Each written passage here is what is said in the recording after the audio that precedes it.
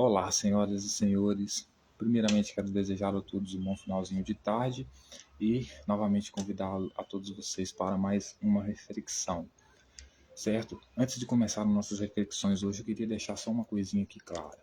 Primeiro, me apresentar. Prazer, esse que vos fala é conhecido como Deus Saturno, conhecido como Senhor do Tempo, Senhor da Fertilidade, Senhor da Disciplina, Senhor da Regra, Senhor da Lei, Senhor da Ordem, Senhor do Caos, Senhor do Tempo, certo? Senhor do Contrato, Senhor da Aliança, certo? E também, senhoras e senhores, dizer para as senhoras e senhores uma coisa que aconteceu comigo, né? Antes de começarmos nossa leitura dos textos bíblicos e etc. Eu queria começar a falar sobre facções criminosas, né? E há muito tempo eu venho falando aqui que Jesus, né, Jesus da Bíblia, não Jesus da igreja, porque o Jesus da igreja é completamente diferente do Jesus da Bíblia, embora tenha sido retirado da Bíblia, ele é basicamente um terrorista, sim, um criminoso, sim. É uma pessoa que tentava perverter a lei, a ordem, lutar contra as autoridades da época, certo? Que estavam estabelecidas na época, então contra os fariseus, contra os sacerdotes, contra as autoridades romanas, e estabelecer o seu próprio reino, que ele chamava do reino do pai dele. Ou seja, trazer uma espécie de, como é que eu posso dizer, teocracia, uma nova teocracia, né? Criada e inventada por ele, né? Cujo os judeus, né, não queriam, muitos dos judeus não queriam, muitos dos gentios que vamos chamar de romanos também não queriam, né? Então, de fato, porque quando você fala de terrorismo, né, o que você fala? Você fala terrorismo, vamos conceituar o terrorista, né? O terrorista é aquela pessoa que traz o terror, né? Traz o terror, a opressão, traz um certo tipo de ordem, né? Digamos assim, de lei, né? Por meio da tortura, do terror, e está sempre vinculado a uma religião, né? E os textos bíblicos vão dizer muito claro, né? Principalmente os evangélicos que vão dizer a respeito de Jesus, que Jesus aqueles que não quisessem aceitar a ele como Salvador, não confessassem ele como seu Salvador, né, estariam negando a ele, portanto negando o pai dele. Quem negasse o pai dele seria punido, né? E ele também diz que essas pessoas que seriam punidas, no caso que seriam pecadoras, segundo ele, que não se encaixavam na visão de mundo perfeita dele, né, ele iria queimar essas pessoas vivas, né? Basicamente jogá-las no fogo, né? Que ele chama de joio, né? Vai queimar o joio, né? Então, assim, era um terrorista. Só que aí tem o Jesus da Bíblia, que é o terrorista, e o Jesus da igreja, que tem a sua imagem ressignificada e transformada em herói, como se apagasse todos os atos dele, ou criasse um monte de heresia em cima dos textos. Enfim, não cabe a mim discutir o que a igreja decidiu, né? Principalmente a igreja católica apostólica romana, até porque eu sou católico também, e não cabe a mim decidir o que o clero, né? O que as autoridades da época decidiram a respeito dele. Então, eu separo Jesus da igreja, que é um Jesus que eu não me meto, com Jesus da Bíblia, que é um Jesus que eu posso questionar, ler o texto, etc e tal. E por que eu estou falando disso, senhoras e senhores? Porque esses movimentos têm muitas coisas em comum. E uma das coisas desse movimento, né, é que são de extrema direita, né, esses movimentos terroristas que se igualam ao movimento de Jesus, são de extrema direita, são movimentos misóginos, portanto são movimentos que, ao meu entender, não dão o único direito que a mulher tem, que é o divórcio, proíbe o divórcio. Não interessa qual seja, né, a sua ideologia, se você, o que você considera bom. Se você fosse uma pessoa se casar com a outra e não poder mais se separar dela, você já está acabando com a vida dessa pessoa. Então, você ser contra o divórcio é você ser misógino, você ser contra as mulheres, né? E outra coisa também que é o fato de Jesus dizer que ele ia jogar as pessoas no inferno, né, no sentido de queimar as pessoas, que negassem ele, etc e tal. Ou seja, aquela tradição de queimar os seus opositores, né? E hoje nós temos na nossa sociedade movimentos tão criminosos, tão terroristas quanto o movimento de Jesus. Por exemplo, PCC e Comando Vermelho, que tem inclusive uma punição lá, que eles queimam as pessoas vivas, que eles consideram desleais, que não, né, aderem ao que eles falam sem questionar, né, queimam essas pessoas vivas, né, uma espécie de micro-ondas lá, cerca a pessoa de pneu, joga querosene, mata a pessoa, viva, né? Quer dizer, queima a pessoa viva, né? E assiste aí na morte da pessoa, né? Então, por que eu estou falando isso? Porque de uns dias para cá, senhoras e senhores, eu tenho, como eu tenho dialogado muito aqui sobre a Bíblia, dito que Jesus da Bíblia era um terrorista, né, criminoso, por quê? Porque ele queria matar as autoridades da época dele, né, e todas as pessoas que apoiavam as autoridades, que não apoiavam ele. Então, o fato de eu estar tocando nesse assunto aqui, eu estou tocando no vespeiro, porque eu estou tocando nessas facções também. Tanto que hoje, né, o Rio de Janeiro é um dos estados com mais facções que nós temos, né? Ou com as facções mais perigosas que nós temos, né? E justo um estado que é altamente cristão, né? Tem inclusive um Cristo Redentor, a maior escultura da cidade é um Cristo, ou seja, uma cidade entregue a Jesus Cristo. E a consequência real disso é que é uma cidade entregue ao crime, porque isso é uma cidade entregue a Jesus. É uma cidade sem autoridade, sem anarquia, onde tem bolhas e grupos e cada um manda do seu tipo. Então vivem em guerras, porque um tentando dominar espaço do outro, né? E por que eu estou falando disso? Porque depois que eu comecei a entrar nessa questão da Bíblia, né, comecei a citar Jair Bolsonaro aqui como, né, como se fosse um messias dos dias de hoje, né, um criminoso, bandido que vai contra as autoridades, etc e tal, né, e seus seguidores também, me parece que eu toquei nesse vespeiro chamado facção criminosa de Jesus, né, que a maioria dos cristãos são, né, fazem parte. E eu comecei a receber algumas mensagens, né, toda mulher que me segue no Facebook, eu vou lá e agradeço a pessoa, etc, falo para elas, desejo boas-vindas, etc. E numa dessas, na verdade, duas ou três, né, porque esse pessoal copia a nossa forma simbólica de se comunicar, né, então, por incrível que pareça, umas 3 vezes, não é coincidência, eu interagi com algumas mulheres que vieram até mim conversar e que, depois de ter interagido com elas, recebi mensagem de seus supostos maridos, companheiros, tidos faccionados, líderes de facção criminosa, né, me ameaçando de me matar porque eu estava mexendo com a mulher deles, né? Então, ou seja, mais um ponto positivo para a minha afirmação de que esses movimentos faccionados de hoje é como o movimento de Jesus. Por quê? Porque eles acham que a mulher é deles, não pode separar a mulher. A mulher não pode querer ter outro carro, entendeu? É só um objeto para eles.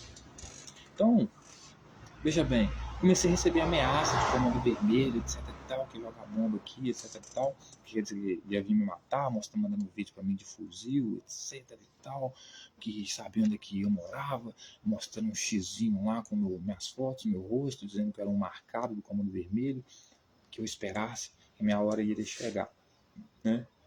Eu, como sei o surgimento do comando vermelho, e sei que o comando vermelho surgiu, né, dentre a prisão em massa que, entre aspas, né, de políticos, né, e funcionários públicos corruptos. Então o Comando Vermelho são os criminosos do colarinho branco, né? Eu tocar em Jesus, né, chamar o que eles consideram um líder, né, de terrorista, é como é que eu posso dizer? É como destruir, né, o mundo deles, a caixa deles, o universo deles, que eles chamam de Saturno, né, que é Saturno para eles, né? Que são as formas, as regras como eles inventam de viver, né? Então atacar a divindade deles, aí não pode, né? Eles são misóginos, matam mulheres, entopem a população de drogas que acabam com a vida da população, né? Mas não pode falar do Senhor deles. Aí vai vendo que a história continua, senhoras e senhores. Poucos dias depois, após receber essas ameaças, eu falei para ele assim, para esse cara: olha só, cara, veja bem, não vem me ameaçar não, certo? Porque o seu bando, né, tem só armas. Para quem eu trabalho, mexe com bomba. Então não mata só você e os seus companheiros. Mata toda a sua comunidade, certo? Aí perguntou, né, não perguntou quem que era, eu já disse logo, quem eu sirvo é o Pentágono. Eu sirvo o Pentágono. E falei para ele, certo? Vocês estão na mira. Vocês estão na mira. Né? Aí, passando alguns dias depois, né, começou a aparecer alguns símbolos de CV na praça da minha cidade, Comando Vermelho, uma outra facção lá, alguém pinchou lá, né? Justo no lugar que é a praça da minha cidade, onde eu tenho um coreto no formato de cubo, né? Que eu utilizo ali para, né, treinar, para dançar, né? Então ali é como se fosse um tempo sagrado para mim, né? Eu cuido muito dali, inclusive eu não gosto nem que morador de rua dorme ali, porque quando morador de rua dorme ali e deixa lixo ali, cara, eu não suporto ver aquele lugar sujo, entende? Então, como se isso não bastasse, colocaram bem na entrada da minha cidade, como praga de boas-vindas, obra da prefeitura, do Poder Executivo da minha cidade, uma mensagem assim: seja bem-vindo, abre campo à cidade do nosso Senhor Jesus Cristo. Ou seja, se aqui se tornou uma cidade do nosso Senhor Jesus Cristo, então vai se tornar também uma cidade de faccionados, facções, né? Porque o Comando Vermelho também já disse que está aí, né? Não pode duvidar que está, que esteja, né? E veja bem, senhoras e senhores, o Instagram, o Facebook, o mesmo que vai apagar esses vídeos aqui, a internet, ela é usada, né? Essas redes sociais, ela é usada, né, pelos poderes maiores de, né, serviço de inteligência, Pentágono, CIA, justamente para recrutar as melhores mentes do mundo, né? E saber o que se passa através das melhores mentes do mundo. E por que eu estou dizendo isso? Porque, embora você queira me julgar por eu ser um servo, um escravo do Pentágono e trabalhar pelo serviço de inteligência do Pentágono, né? Você não pode me julgar por quê? Porque eu não escolhi. Eu só fui gerado para servir. Aí eu me apresento como Saturno e você fala, como assim, Tchelão? Porque Saturno também pertence. Eu sou filho de Saturno porque Saturno também pertence à jurisdição, ao mundo da jurisdição, ao mundo jurídico, dos juízes, da lei, da Constituição, certo? E por incrível que pareça, senhoras e senhores, também não é coincidência, né? Veja bem, para vocês verem como não é coincidência, né?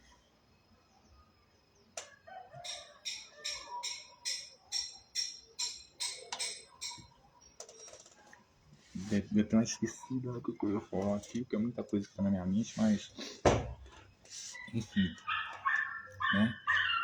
Então eu comecei a receber ameaça desses grupos criminosos, né? E como eu sei que eu sou monitorado pelos meus senhores o tempo todo, eu comecei a falar para os meus senhores, né, que eu estou sendo perseguido por esses movimentos, né, vinculados à facção, né? E o que acontece? Aí vem os Estados Unidos e declara os movimentos faccionados, facções Comando Vermelho e PCC no Brasil, movimentos considerados terroristas, né? Então, veja bem, eu sei que você vai achar que eu estou mentindo, mas você pode pensar, enfim, né? Eu sei que eu sirvo a quem controla o mundo, né? E veja bem, da última vez que um cristão intrometeu na minha vida, levando a mulher que eu mais amava, né, lá para o mundo árabe, que foi, né, levou a mulher que eu mais amava para o mundo árabe, né, encheu a cabeça dela de merda, porque tudo que falou com ela referente a Jesus Cristo era mentira. Jesus mandou isso aqui, Jesus mandou aquilo lá, ou seja, seduziu, mentiu, enganou essa pessoa. Eu disse para os meus senhores, que eu não aceitava isso. E disse para ela: bom, você foi ficar com esse cara por causa da grana. Não vai ficar pedra sobre pedra aonde você está.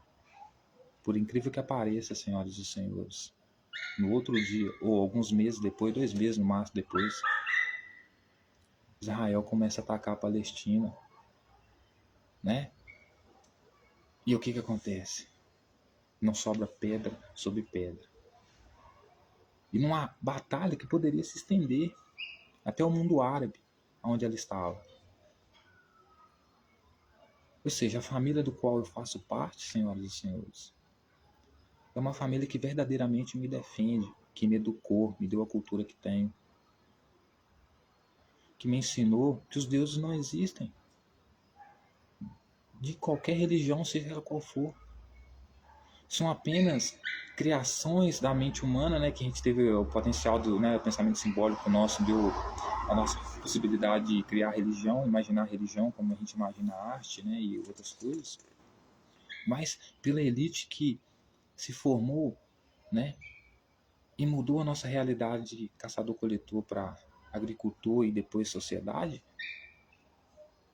essa família que organizou tudo, porque não foi a sociedade que se organizou, né, sozinha, mas que teve que utilizar a religião e o Deus que as pessoas criam para falar em nome desse Deus, né, para essas pessoas, para que elas o que justamente façam o que eu quero, como se eu estivesse representando o Deus dela. Então o que eu falo é o que Deus dela quer, o que eu mando é o que Deus dela quer, né? Então tudo isso me foi ensinado. E eles sabem quem sou eu. Como eu já disse, senhoras e senhores, não é coincidência. Antes de eu nascer, o meu pai já ser empregado numa família, né? Que meu pai, eu vou dizer assim, mas um escravo deles, né? Da família, que o juiz, que um dos membros da família, né? É um juiz desembargador aqui de Minas Gerais. O juiz desembargador mais foda aqui de Minas Gerais, né? É doutor, eu esqueci, é dos Paiva, né? Que fala, né? Doutor, como é que é o nome dele? Vanderlei, doutor Vanderlei Paiva, né? Dizem que é o promotor aqui. Então, meu pai desde pequeno, né? Desde criancinha já soprava no meu ouvido para me ser um policial ou ser um juiz. Então, seja, desde pequeno, senhoras e senhores, mesmo que eu não tenha com diploma na mão, e o diploma não quer dizer nada, eu já estou ligado à área jurídica, né? Eu já lido com as instituições, já reconhecendo a pirâmide, né? A hierarquia piramidal social, né? Cujo a Suprema Corte hoje está no topo, a qual nós devemos toda a honra, Supremo Tribunal Federal aqui do Brasil, toda a honra e dar toda a glória, que são os deuses da nossa geração. Como também eram os deuses da época de Jesus, mas ele é fraco demais para entender isso, né?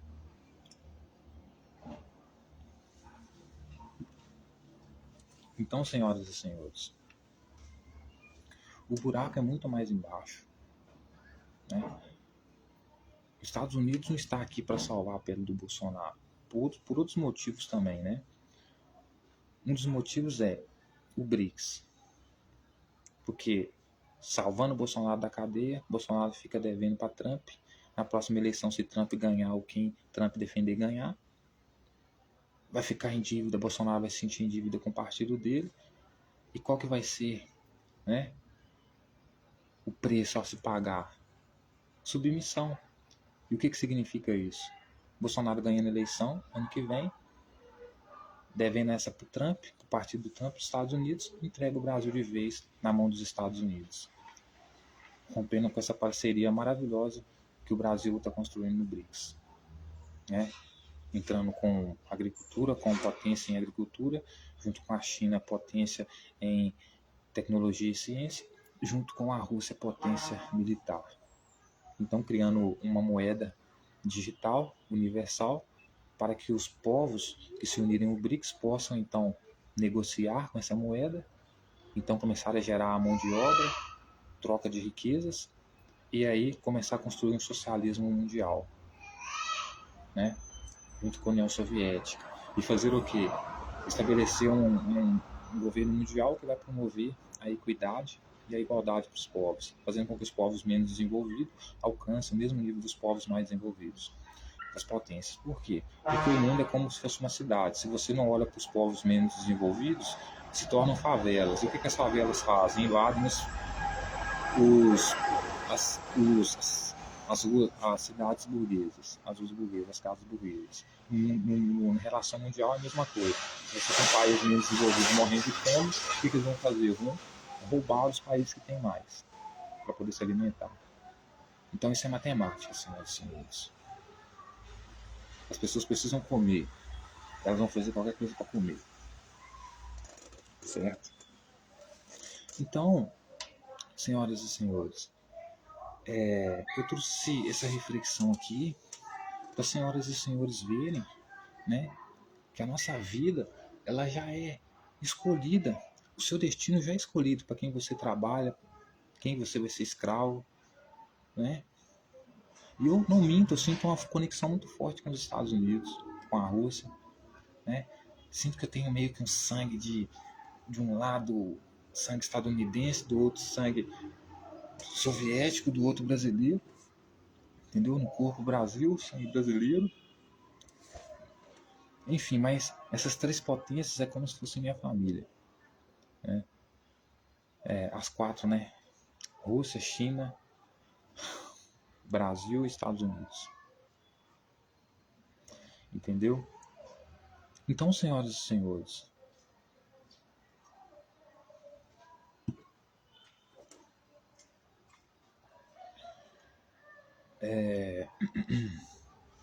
antes de acontecer toda essa questão aí, né, do avião dos Estados Unidos da CIA tá aqui no Brasil, para vocês verem como eles me conhecem, eles controlam a mim mesmo, sabem tudo sobre mim, me monitoram 24 horas por dia, né? O que acontece antes dos Estados Unidos virem, né? Eu já estava o próprio algoritmo, que as pessoas acham que o algoritmo ele, né? Ele que bombardeia as pessoas de informação. Sim, o algoritmo, mas você tem que entender que tem uma pessoa por trás do algoritmo. Essa pessoa que controla o algoritmo vai decidir quais são os conteúdos que vão ser mais espalhados, que vão ganhar mais alcance, certo? E por que eu estou dizendo isso? Porque todos os meus conteúdos que eu vejo no YouTube são conteúdos que a minha família, qual família? Saturno, né? Suprema Corte, me mostra, me recomenda, né? E aqui Suprema Corte dos Estados Unidos, porque o YouTube é americano, não é brasileiro, certo? E o que eu vejo? O que eu vi a última informação que eu tive através de uma série, né? Que os Estados Unidos estavam invadindo um certo território. Aí tinha um bando de facção criminosa naquele território, de ficção científica a sério. Aí ele iria procurar um camarada chamado Rick, todos já viram Rick and Morty, né, nos Estados Unidos, e eles chegam, né, os Estados Unidos chega e essas facções correm, né, e dizem Estados Unidos está chegando, né, facção de Jesus, né, chega e aparece os helicópteros, os aviões, a gente desce, aí sai o presidente dos Estados Unidos dentro do portal, né? E vem falar com quem? Com o Rick. Por quê? Porque o Rick é o grande cientista. E por que o grande cientista? Porque o Rick, entre todos eles, é o que é inteligente, é o que dá para negociar, é o que descobriu que os deuses não existem, que os deuses são usados para manipulação do povo. Então, o Rick é o cara que entende o mundo, que é cientista, né? E eles vão atrás do Wiki pro Wiki trabalhar para os Estados Unidos, né? Por quê? Porque na série eles consideram o Wiki, por ser inteligente, uma pessoa que dá para negociar, diferente dos religiosos, terroristas, criminosos, né?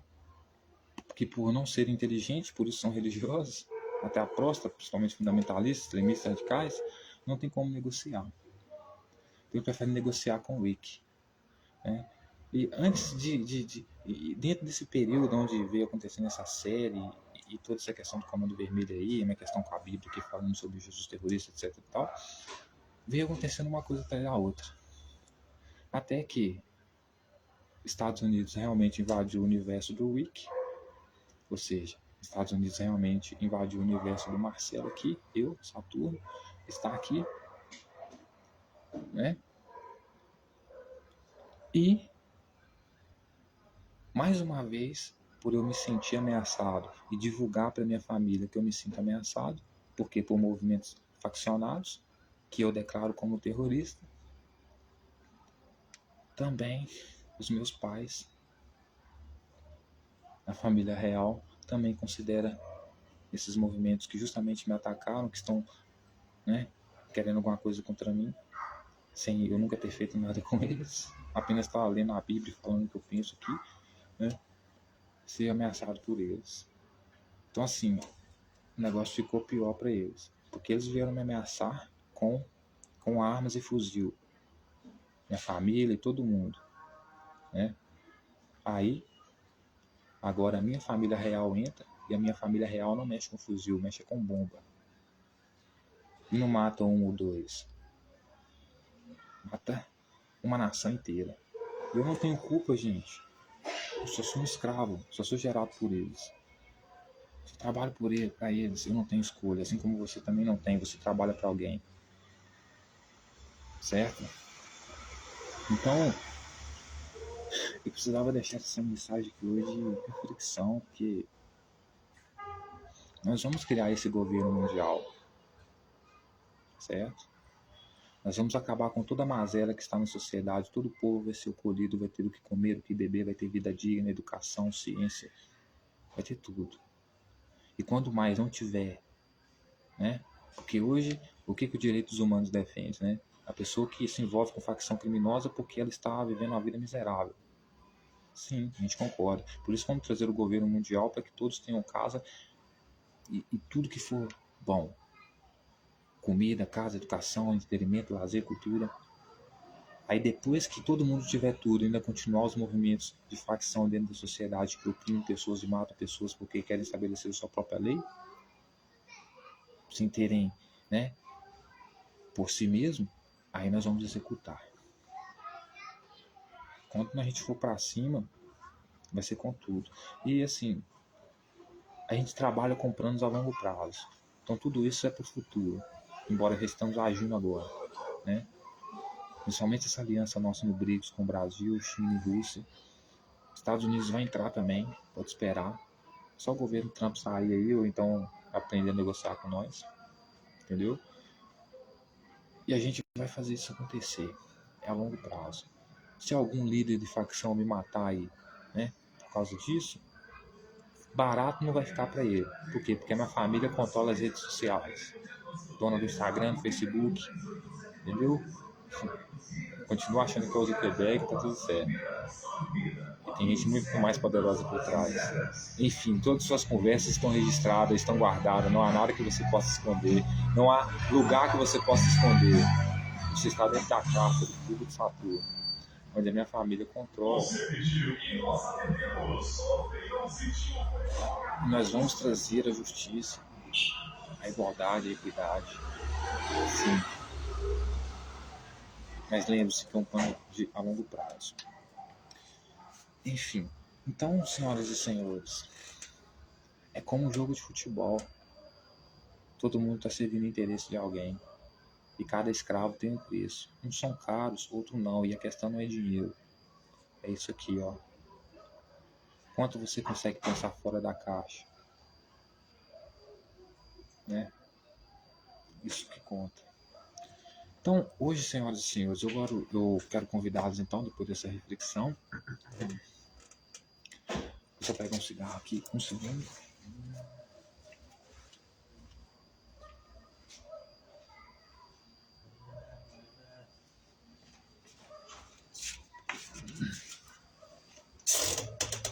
Então, hoje Hoje, senhoras e senhores, eu quero convidá-los a dar continuidade à nossa leitura, análise e reflexão dos textos bíblicos, lembrando que estamos completamente comprometidos com a verdade, com a lealdade e com a honestidade, com o único propósito e objetivo de procurar entender o que os autores dos textos quiseram dizer, sem acrescentar ou tirar nenhuma vírgula.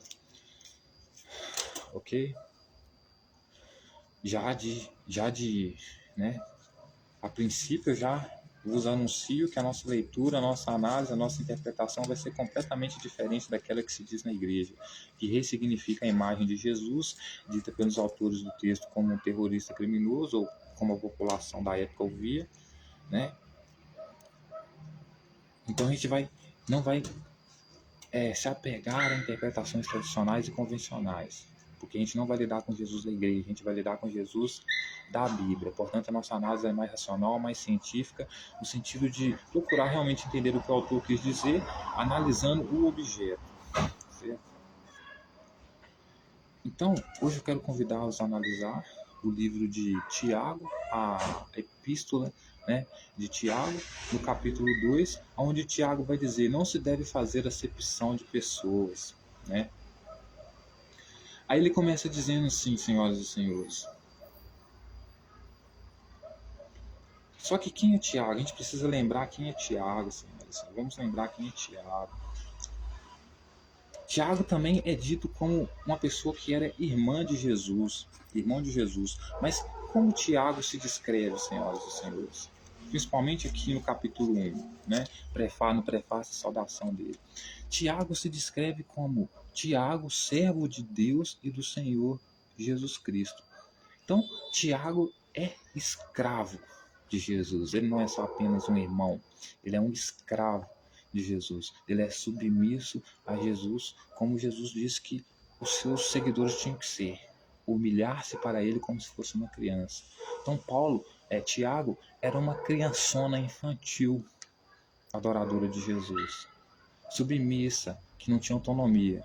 Jesus mandava baixar, ele abaixava, mandava agachar, ele agachava, levanta. Esse era Tiago.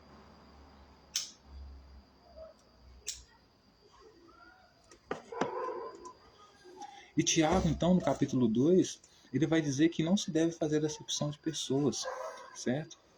Aí ele vai dizer assim: meus irmãos, não tenhais a fé em nosso Senhor Jesus Cristo, Senhor da glória, em acepção de pessoas. Se, portanto, entrar na vossa sinagoga algum homem com anéis de ouro nos dedos, em trajes de luxo, e entrar também um pobre andrajoso, e tratardes com deferência o que tem os trajes de luxo, e lhe disserdes: tu assenta-se aqui em lugar de honra, e disserdes ao pobre: tu fica ali em pé, ou assenta-te aqui abaixo do estrado dos meus pés, não fizeste distinção entre vós mesmos, e não vos tornaste juízes tomados de perversos pensamentos? Ouvi, meus amados irmãos, não escolheu Deus os que para o mundo são pobres, para que serem ricos em fé e herdeiros do reino que ele prometeu aos que o amam?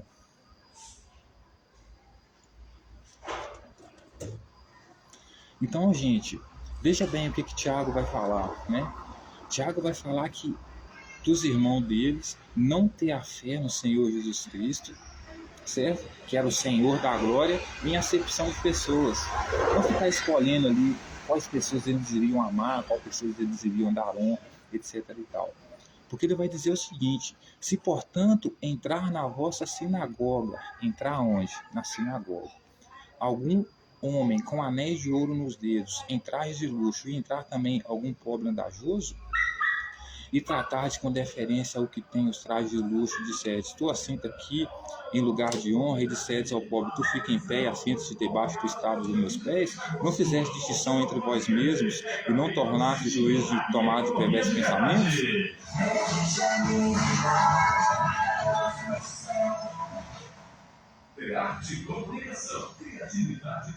Então Tiago vai entrar num confronto com o pessoal da comunidade dele. Porque o pessoal da comunidade dele, quando eles vão para a sinagoga, o que acontece? Toda vez que eles estão na sinagoga e aparece uma pessoa rica, né, com trajes de luxo, e quando ele diz trajes de luxo aqui, como se trata da sinagoga, trajes de luxo e anel de ouro no dedo, é como se estivesse falando do Papa, certo? Então, ou seja, Na sinagoga tem um lugar de honra para os escribas sentarem, para as autoridades sentarem, certo? Os fariseus sentarem também, certo? Nas sinagogas. Então o que acontece? Toda vez que chega alguém na sinagoga pobre, o pessoal da sinagoga, os judeus da sinagoga, pega e fala assim com ele assim, pega e fala com ele assim, você não pode sentar nesse lugar de honra aí, porque esse é o lugar do sacerdote sentar. Esse é o lugar do escriba sentar, do fariseu sentar. Esse é o lugar de honra dele. Você não pode se sentar aí, você tem que ficar em pé para ver o culto. Ou então você tem que ficar abaixo do estrado dos meus pés, porque como se tivesse um altar, aí os pés dele estivessem sobre o altar, e no altar tivesse a cadeira de honra, e embaixo do altar fosse onde o público sentasse. Então ficar embaixo do estrado dos meus pés é ficar abaixo do altar, certo? Então, veja bem, Tiago está querendo que o povo não faça distinção de pessoas. Por quê? Porque o povo não era um povo que, apesar de acreditar em Tiago, talvez até em Jesus, não era um povo que era acostumado a receber ensinamentos de pessoas que não vestiam trajes de sacerdotes, trajes de pessoas que, segundo o ritual, é que nem na Suprema Corte, por exemplo, É como se Tiago estivesse falando assim, ô pessoal, quando chegar os ministros da Suprema Corte aqui, né, eu não quero que vocês fiquem babando ovo do ministro da Suprema Corte aqui, só porque ele tá com trajes de luxo, ou seja, traje, do ritual ali, e fala para ele para se sentar no lugar de honra, que, ou seja, que é o lugar da cadeira que ele tem que sentar mesmo, que é o ritual, e dizer para o pobre que ele não pode sentar lá, que ele tem que sentar abaixo, no lugar onde o ouvinte senta. Ou seja, o povo não está fazendo acepção de pessoas, apenas está seguindo a hierarquia. Na sinagoga, um lugar onde a pessoa que tem os trajes de luxo, quem é essa pessoa que tem os trajes de luxo? O fariseu, o escriba, eu não sei quem que vai fazer a leitura lá, entendeu? Da Torá, E embaixo fica o povo,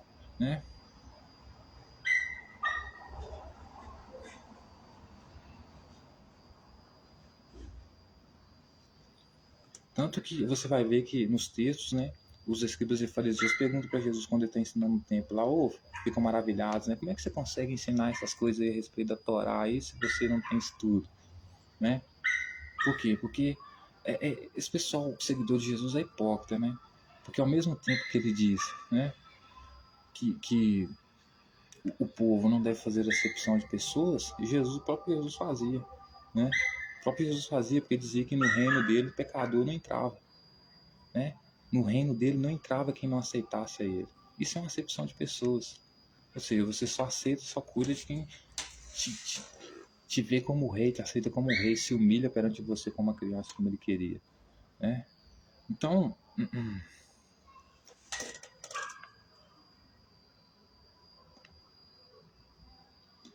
aí ele vai dizer, então quando vocês falam para o sacerdote sentar no lugar de honra e o povo que é ouvinte sentar abaixo do altar, ou seja, abaixo do estrado dos pés do fariseu, do sacerdote, do escriba, vocês não estão fazendo acepção de pessoas? Porque é isso que vocês estão fazendo, acepção de pessoas. Vocês estão se tornando juízes de perversos pensamentos, de maus pensamentos, Ele vai dizer, ouvi, meus amados irmãos, não escolheu Deus os que para o mundo são pobres? Então, pobre aqui, senhoras e senhores, não é no sentido de ser pobre, de não ter o que comer, Porque aqui está se referindo a dentro da sinagoga, a hierarquia da sinagoga, Então não é pobre aqui, não é o que tem o que comer, é pobre de sabedoria mesmo, certo? Então ele está falando que Deus escolheu, os que para o mundo são pobres, Ou seja, aqueles que são do mundo são aqueles que não creem no evangelho que Tiago prega, não creem que Jesus é rei, etc. e tal. Então, para eles, que são o mundo, essas pessoas que seguem a Jesus, que seguem a Tiago, são pobres. Pobres de conhecimento, pobres de autonomia. Então ele vai dizer, ouvi, meus amados irmãos, não escolheu Deus os que para o mundo são pobres, para serem ricos em fé e herdeiros do reino que se prometeu aos que amam. Então, ou seja, Eles eram escolhidos para ser ricos na fé. Não é nem rico de dinheiro. Foram escolhidos para ser ricos na fé. Aí ele vai dizer: entretanto, vós outros menosprezaste o pobre. Não são os ricos que vos oprimem, e não são eles que vos arrastam para os tribunais? Não são eles que blasfemam o bom nome que sobre vós foi invocado? Aí ele vai dizer, né? Entretanto, vocês estão menosprezando o pobre, né? Será que vocês não perceberam que são os ricos que oprimem vocês? Né? E por que os ricos te oprimem, né? Não são os ricos que arrastam vocês para os tribunais? E quem que eram os ricos aqui? Que está se referindo? Os sacerdotes, os escribas e fariseus que sentavam no lugar de honra na sinagoga, que arrastavam eles para os tribunais. Por quê? Porque eles defendiam Jesus. Defendiam Jesus como um rei, né? Como se Jesus fosse rei deles, mas rei de toda a nação, enquanto o resto da nação não queria que Jesus fosse rei dela. Porque Jesus como enganador, como pilantra, como invasor, né? Então por isso eles eram levados aos tribunais, por esses tais ricos que Tiago se refere aqui, que se sentam no lugar de honra nas sinagogas, porque são as autoridades. É que nem no STF. Quem vai sentar na cadeira do Alexandre de Moraes é Alexandre de Moraes. Certo? Não é uma pessoa que nunca, né, estudou a Constituição e vai sentar lá para agir como se fosse Alexandre de Moraes. Então não é questão de desprezar o pobre, de fazer acepção de pessoas. É questão de reconhecer na hierarquia social o lugar de cada um. Né? Até porque sem hierarquia não tem sociedade. Né? Porque não tem, gente. Né? Aí ele vai dizer: não são eles que blasfemam o bom nome que sobre vós foi invocado? São os escribas e fariseus, são os sacerdotes que blasfemam, que zombam, que dão risada, que debocham, né? Do Deus, né? Dos discípulos, do Deus daqueles pobres da sinagoga. Porque as pessoas que seguiam Jesus eram pobres. Porque Jesus é isso que Jesus queria, pobres para seguirem ele. Por quê? Porque o pobre você controla ele com um prato de comida. Dá para ele um prato de comida e ele faz o que você quiser. Certo? Então por isso ele dizia ser rico só de fé. Né? Por quê? Porque ninguém está afim de matar a fome deles. Né? De dar autonomia para eles. Aí ele vai dizer: se vós contudo observais a lei, regia segundo a Escritura, amarás o teu próximo como a ti mesmo, fazei bem. Se todavia fazeis acepção de pessoas, cometeis pecados, sendo erguidos pela lei como transgressores. Pois qualquer que guarda a lei, toda a lei, mas tropeça em um só ponto, se torna culpado de todos. Porquanto aquele que disse não adulterarás, também ordenou não matarás. Ora, se não adulteras, porém mata, venha ser transgressor da lei. Falai de tal maneira e de tal maneira procedei, como aqueles que hão de ser julgados pela lei da liberdade. Porque o juízo é sem misericórdia para com aquele que não usou de misericórdia. A misericórdia triunfa sobre o juízo. Então, ele está falando para o pessoal da sinagoga, certo? Se vocês não tiverem misericórdia, no juízo também não vai haver misericórdia para vocês. Por quê? Porque vocês dizem que seguem a lei, mas a mesma lei que diz para vocês não matar, também diz para vocês não roubar. Que diz para vocês não adulterar, também diz para vocês não matar. Se no caso vocês matam e não adultera, ou no caso vocês não adultera ou mata, você já descumpriu a lei. Porque se você segue um ponto da lei, mas tropeça em outro, você já é culpado por toda a lei, é julgado por toda a lei. Então, essa mesma lei pede para que vocês tenham misericórdia. Misericórdia de quem? Dos pobres. Por quê? Porque os pobres que Tiago se refere aqui eram as pessoas que eram ignorantes e bestas como Jesus, que achavam que entendiam alguma coisa da Torá, ou que tinham alguma autoridade, né? E queriam, portanto, sentar no lugar de honra que as autoridades sentavam, porque eram autoridades. E, portanto, sentavam no lugar de honra. Né?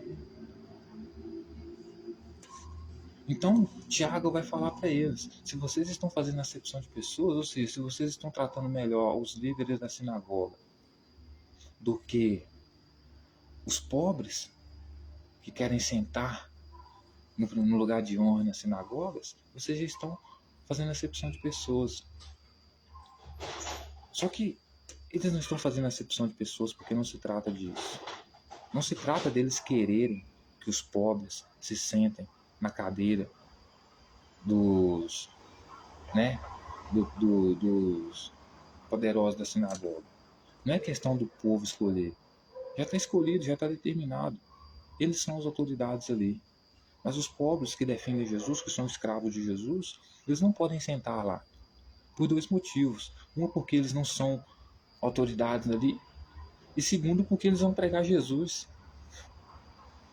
E os judeus ali não querem saber de Jesus sendo pregado como Deus.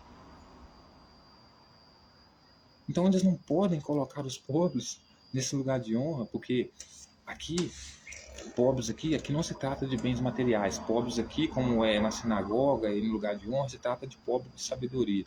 Então eles não, por serem pobres de sabedoria, eles não podem sentar no lugar de honra dos fariseus, dos sacerdotes da sinagoga lá. Certo? Mas Tiago, ele não entende isso. Ele não entende isso. Né? Porque, veja bem, se as autoridades, escribas e fariseus, fossem cristãs no sentido de aderirem ao movimento de Jesus, eles poderiam aceitar aqueles outros seguidores de Jesus aqui, que Tiago vai chamar de pobre aqui, para poder sentar no lugar de honra lá. Mas eles não aceitam Jesus como rei. Portanto, não aceitam quem defende Jesus como rei e prega Jesus como rei. Então, esses aqui são pobres para eles. Esses, porém, não podem sentar na sinagoga para defender Jesus como rei de Judá, para defender Jesus como rei de Jerusalém, porque ele de fato não é. A não ser que Roma o coloque lá. Né? Então, senhoras e senhores,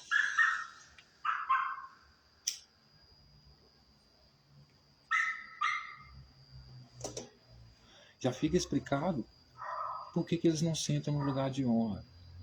Por quê? Porque aqueles que sentam no lugar de honra não aderem a Jesus, o Deus deles, como um Deus a ser pregado na sinagoga. Certo? Por isso eles blasfemam deles e levam eles aos tribunais. Porque eles estão dentro da sinagoga, não só defendendo Jesus, que é proibido defender Jesus dentro da sinagoga, que é visto como um criminoso, como um terrorista para aquelas autoridades, como também querem sentar na cadeira das autoridades para exercer a autoridade que Jesus deu a elas, que a autoridade Jesus não tinha nenhuma para dar a elas. Não de forma concreta, não que eles pudessem fazer qualquer coisa em nome dele. Porque não podia, porque não era rei.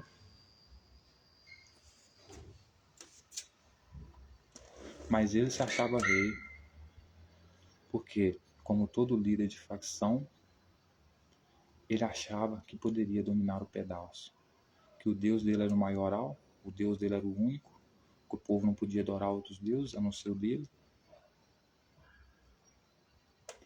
e quem estava acima da lei era ele, e quem estava abaixo dele era o povo, certo?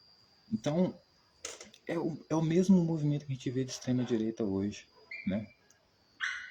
Líderes, né, como Jair Bolsonaro, que incitam seus seguidores, que para nós, né, são pobres de conhecimento, de sabedoria, a sentar numa cadeira que é de um ministro da Suprema Corte, como se esses seguidores de Jair Bolsonaro, como se fossem seguidores de Jesus na época dele, fosse alguma autoridade, né? Então, do mesmo jeito que eu olho para Tiago e falo assim, Tiago, os seus seguidores, portanto, seguidores de Jesus, do qual o povo judeu não aceita como rei, nem nas sinagogas, nem nos templos, não pode deixar com que nenhum seguidor do seu Jesus fanático, que defende ele como rei, como autoridade, subir numa tribuna, que é um lugar de autoridade, ou na sinagoga, na cadeira de honra da sinagoga, que é um lugar de autoridade, para pronunciar palavras que só autoridades pronunciam, em nome dessa pessoa que nós nem consideramos como rei. Então a mesma coisa a gente fala para os seguidores de Jair Messias Bolsonaro. Eu sei que Jair Messias Bolsonaro para você é seu Messias, assim como Jesus era Messias para aqueles discípulos dele na época dele. Mas o fato dele dizer para você que você sendo um seguidor dele, você pode sentar na cadeira de Alexandre de Moraes, porque você é pobre de espírito, porque você é pobre de sabedoria, de conhecimento, não entende a hierarquia social, não quer dizer que porque ele mandou ou porque você está fazendo em nome dele, você pode sentar na cadeira do Alexandre de Moraes, principalmente cagar nela, cara. É um insulto do cacete isso aí, certo? Na nossa disciplina isso não é permitido, cara. Não pode fazer uma coisa dessa. Se soubesse o tamanho erro que você fez, né? Porque existe um jogo do qual você tem que saber jogar e você conhece as regras do jogo, porque as regras estão aí para todos. Ninguém pode dizer que está jogando o jogo sem reconhecer as regras do jogo. Porque os termos e condições estão aí, você assinou eles. E assinar esses termos e condições significa viver em sociedade. Viver em sociedade significa viver numa hierarquia. Onde você pode mandar, mas você vai ter que se submeter também. Vai depender do contexto, né? E esse movimento de extrema-direita, na época de Jesus, assim como na época de hoje, é um movimento que quer se colocar acima de toda a hierarquia já estabelecida, de todo o poder, destruir todas as instituições e se colocar como se fosse o pão da vida que era isso que Jesus fazia. Não, eu sou o único que pode salvar vocês, vocês só podem ser salvos se vocês vierem até a mim. Mas não se dava conta de que as pessoas o achavam louco e não queriam ser salvos por ele, mas sim ser salvos dele. Né? Né, senhoras e senhores? Né? Então, no final das contas, ninguém é exemplo para nada. Né? Eu não vou julgar o povo que achava que Jesus era enganador, porque ele tem direito de chamar Jesus de enganador, de não reconhecer ele como rei, de não reconhecer ele como Deus, como Salvador, etc. e tal. Tiago chega no ponto da hipocrisia de dizer que as pessoas da sinagoga não poderiam fazer acepção de pessoas porque Jesus não fazia acepção de pessoas. E é claro que Jesus era o primeiro a fazer acepção de pessoas, porque no reino dele deixava claro que a mulher adúltera não faria parte, homossexuais não fariam parte, idólatras não fariam parte. Os únicos que fariam parte eram aqueles pobres, né, de espírito, né, que submetiam a ele, se humilhavam a ele como criança, queriam fazer parte desse reino. Mas não os cientistas, não os lúcidos, não os opositores. Né? Então, o fato de eu dizer que Jesus é um movimento criminoso, bandido, colonialista, faz com que essas facções criminosas fiquem completamente aterrorizadas comigo. Né? Porque é isso que eles fazem, eles invadem terra, brigam por território, agem contra as autoridades, lutam contra os soldados, matam todo mundo que são contra eles, da forma mais cruel possível. Né? Como eu sempre digo, né?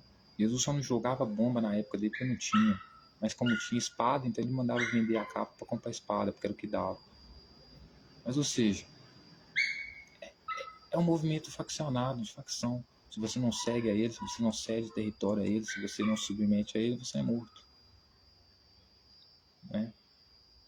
E dessas pessoas aí a gente não tem realmente que ter compaixão, não. Certo? Então, como eu sempre digo, termino essa live dizendo que Jesus não é um bom exemplo a ser seguido. Embora Tiago diga que para seguir ele não pode fazer acepção de pessoas, ele foi o primeiro a fazer acepção de pessoas. Né? Inclusive diz para a mulher adúltera, vai e não peque mais. Por que não peque mais? Porque no reino que ele viria trazer, acreditava que iria trazer, mas Roma cortou as asinhas dele, homossexuais e mulheres adúlteras seriam mortas. Coisas que os judeus na época dele não faziam, né? Tanto que não mataram uma mulher adúltera, né? E também não mataram homossexuais, por quê? Porque eles eram dominados por Roma, e Roma tem o culto à Saturnália, né? E o culto à Saturnália é isso aí, é putaria, né? Sexo. Fertilidade, culto à fertilidade. Então, o que Jesus não entendeu na época dele e que os movimentos de extrema-direita não entendem até hoje é que o mundo muda, as coisas mudam. Se um dia fumar maconha foi proibido, no outro dia pode não ser mais. Se um dia a mulher adulta era punida, no outro dia pode não ser mais. Se um dia não podia ter divórcio, no outro dia pode ter que tenha divórcio. E tem. Então o mundo muda. Leis que no passado eram, né, muito, como é que eu posso dizer, muito especiais, digamos assim, para o povo na época, hoje não servem mais porque são impraticáveis, porque o mundo muda, a humanidade muda, as mentes mudam, comportamentos mudam. As leis têm que se adaptar, né, à sua geração. Não a geração se adaptar às leis antigas, isso não existe.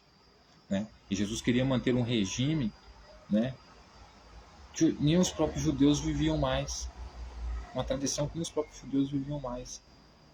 Tanto que que os judeus não reconheciam Jesus como rei, né, e nem reconheciam a morte dele como sacrifício de porra nenhuma, que é uma invenção, né, que existem judeus até hoje que matam galinha, matam animais para perdão dos pecados. Então, se o mesmo Deus que falou para Jesus que a antiga aliança tinha morrido, como o mentiroso do Paulo falou, se era o mesmo Deus do judeu, por que não avisou o judeu então, né, que a aliança havia mudado, que agora Jesus era o único sacrifício? Os judeus não sabiam, não sabem disso até hoje, né? E você vê que o cristão é tão ignorante que ele vive aí balançando bandeirinha de Israel, né? E nem sabe que foi o povo judeu, né, com o povo romano que matou Jesus na época dele, né? Mal se dá conta que o grupo terrorista Hamas é o grupo que mais chega perto do movimento cristão, né, de Jesus da época dele e dos 12 discípulos, né? Eu poderia dizer que o grupo do Hamas hoje é o grupo de Jesus lá dos 12 discípulos, né? E como o povo judeu, o povo de Israel hoje, né, não gostava dele antes, não vai gostar dele agora também, né? Então, é isso, senhoras e senhores. Tenha uma ótima noite, espero que minha reflexão aqui não tenha sido uma coisa aleatória, mas que tenha deixado elucidado o que eu realmente queria transmitir e dizer que, pô, nós queremos paz, né? Eu amo a hierarquia social, né? Eu entendo a importância dela, o que significa dizer que eu tenho um amor gigante, supremo, pelo nosso Supremo Tribunal Federal, né? Assim como eu tenho um amor supremo pelo Supremo Tribunal dos Estados Unidos, né? E não somos muito diferentes uns dos outros, não, né? E juntos somos muito mais fortes do que separados, né? Então, assim, prender Jair Bolsonaro é uma questão de honra, né? É uma questão de honra. E ele ainda deu muita sorte, ainda que o nosso juiz é tão bom, mas tão bom que deu uma prisão domiciliar para ele, né? Quantos queriam estar na prisão domiciliar agora em casa, né? Eu não gosto muito de sair de casa, eu adoro o conforto do lar. Então, para mim, uma prisão domiciliar nem seria uma prisão, né? Seria uma benção, né? E, e o cara ainda reclama, né? Mas, enfim. Então eu termino essa mensagem aqui hoje. Muito obrigado a todos. E diferente de Jesus, Maria, como toda mulher para nós, é sagrada. Então, tchauzinho, até mais. Bye.